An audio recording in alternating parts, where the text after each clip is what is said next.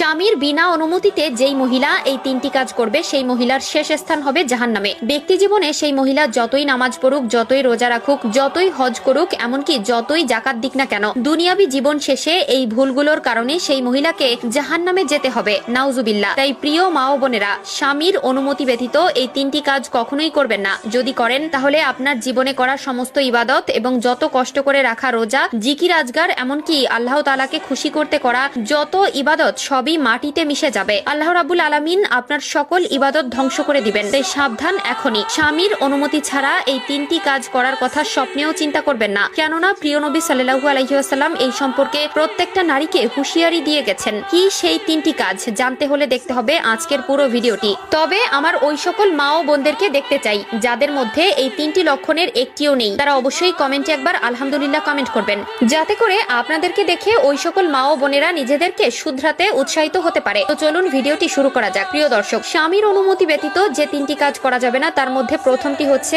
অনুমতি ব্যতীত চাকরি করা। স্বামীর অনুমতি ছাড়া যদি কোনো মহিলা চাকরি করে সেই মহিলাকে মহান রাব্বুল আলামিন জাহান্নামে পাঠাবেন। স্বামীর অনুমতি ছাড়া যদি কোনো মহিলা চাকরির মধ্যে যুক্ত থাকে, এমনকি মাদ্রাসার চাকরিও হয়, তাহলেও সেই মহিলাকে জাহান্নামে যেতে হবে। আবার সেই মহিলা যদি বারবার স্বামীর অনুমতি চায় কিন্তু স্বামী অনুমতি দেয় না, যারা স্বামীকে কষ্ট দেয় আর বলে আমি পড়াশোনা করেছি, কষ্ট করে গ্রাজুয়েশন সম্পন্ন করেছি, আমার মা বাবা আমাকে শিক্ষিত করেছেন, আমি চাকরি করব, আমার অধিকারকে তুমি লঙ্ঘন করতে পারো না, এভাবে যদি কোনো মহিলা স্বামীর সঙ্গে জোরাজুরি করতে থাকে, স্বামীকে কষ্ট দিতে থাকে এবং স্বামীর অনুমতি ছাড়াই চাকরি করে, তাহলে সেই মহিলাকে জাহান্নামে যেতে হবে। তাই প্রিয় দিনী বোনেরা, স্বামীর অনুমতি ছাড়া কখনো চাকরি করতে চাইবেন না, কারণ কোনো স্বামী যদি অসন্তুষ্ট অবস্থায় মারা যায় তবে সেই স্ত্রী জাহান্নামে যাবে। 2 নম্বর কাজটি হলো স্বামীর সম্পদ নষ্ট করা। স্বামীর অনুমতি ছাড়া আপনি একটি টাকাও নষ্ট করতে পারবেন না, কিংবা দান সদগাও করতে পারবেন না। স্বামীর অনুমতি ছাড়া একজন ফকিরকেও আপনি ভিক্ষা দিতে পারবেন না। সর্বপ্রথম স্বামীর কাছ থেকে অনুমতি নিতে হবে যে তুমি আমাকে